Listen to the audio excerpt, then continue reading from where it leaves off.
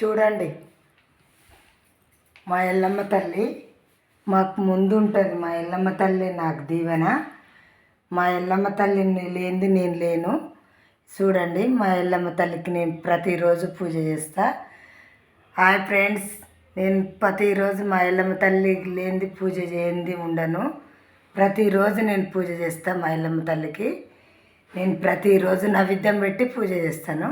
చూడండి ఫ్రెండ్స్, మా ఎల్లమ్మ తల్లి ముందు నేను వెనుకకు. ఏదైనా ఆ తల్లి దీవెనతోటే నేను ఇంత వరకు వచ్చిన.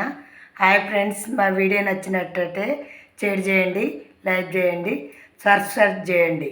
ఓకే మరి, బాయ్ బాయ్, టాటా.